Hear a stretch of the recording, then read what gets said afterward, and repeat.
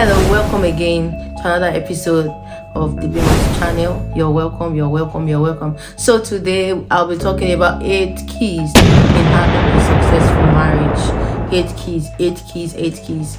Well, we must have been hearing a lot of keys, secrets to become successful in your marriage, in your relationship.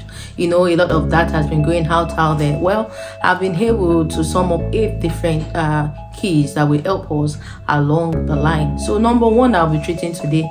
1 is marriage is not 50-50. You should not treat your marriage as 50-50. You have to give in all that you have.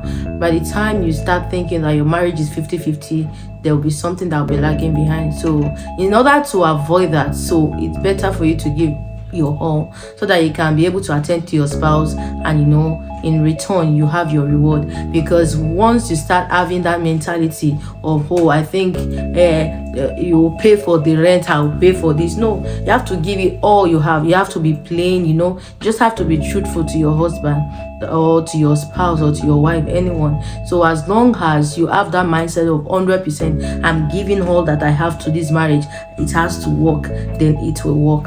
Thank you. So number 2, gratitude. You must always have that habit of giving thanks, as in be appreciative of everything that your spouse do to you at all times. It is very important. Don't take your spouse for granted. Don't take him for granted. So always make sure that you are thankful for that which your spouse do to you. Maybe little things.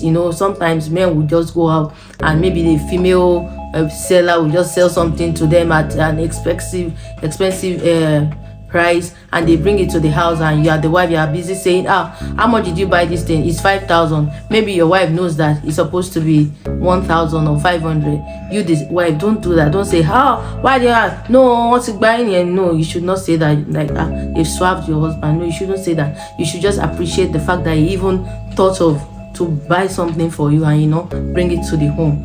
So that's number 2. Number 3, inclusion. Some people will be like, well, she's going through her traumas, that's the way she does, I don't care. Or the husband, that's the way he does, he does not really, he's in his mood, no. Her joy should be your joy, her pain should be your pain. Likewise the husband, likewise the wife rather, his pain should be your pain, his joy should be your joy. So because you are in this together, because the world right now, even especially on social media, your husband does not have to make you happy, your wife does not have to make you happy, things like that. No, we are in this together. Because by the time you are like, I will find my own happiness someplace else, my husband too will find his own happiness always there someplace else, the marriage is already divided. And if you are not together, if two cannot agree, they cannot work. That is it. Number 4, don't take your spouse for granted. Don't do that. That is very disrespectful, either to the wife or to your husband. No, whatsoever it is that they want, just give it to them. Make excuses, even your excuses, make it to be plain.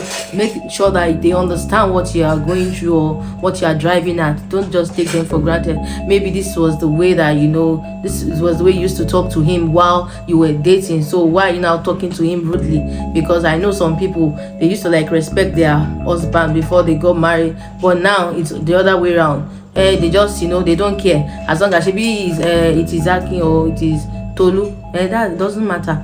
We'll settle that later.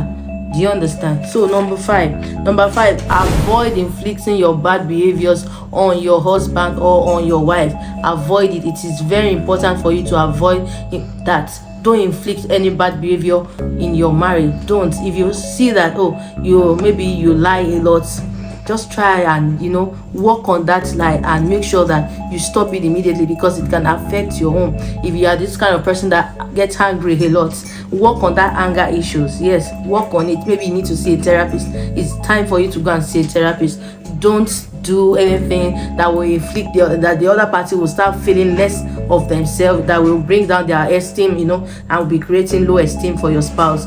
You have to stop that. Number 6, honesty.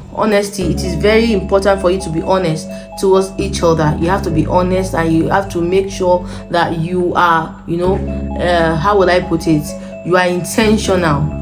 You have to be intentional to be honest. It's not like, he will give you 10,000 today and he asks you, how much did I give you yesterday? You gave me 8,000. Some people are just like that. Why? Or maybe you were busy talking to, maybe you had a time that maybe you went out and you met with your friends, your former friends, and like that, and you know, maybe one of them is a male. Then your husband was asking, how was your outing yesterday, and you couldn't come out because I know that if I tell him that it was Tunde that I saw, maybe he will get angry. No. Just be plain, just be honest, so that if anything comes out, you'll be able to like, I told my husband. There's no shame. There is nothing that will actually come in between. Both of you will be able to stand together and say no to any enemy that wants to come and put you guys asunder. So number 7, attention. It is very necessary that you give your spouse attention at all times. Okay, maybe you went to work and you guys, there was some time, or maybe somebody was busy, the other party is busy.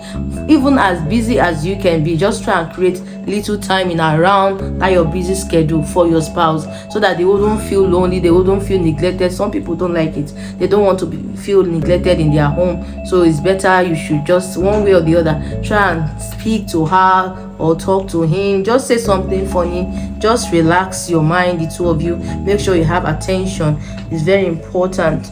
8, times change, so make sure you spend the moments together enjoying each other, no matter whatever it is you are going through, maybe the ups and the downs. This is the time for you to be patient, to stand by your spouse no matter what, and not the time for you to get angry, fooling around the house like, why didn't this, why didn't that, why can't you provide this, why can't you provide that? Because this is the time you need each other to pray, you need each other to understand, to have a calm home, a peaceful home, a joyful home, so that you can be able to produce and improve on yourself, produce something positive and improve on yourself positively, so that even when the time leaves, you'll be able to enjoy it together. So that's just basically it for today. Thank you for joining me for the Beamer's channel, your marriage advisor. So if you have any question, any comment, kindly comment down below. Thank you.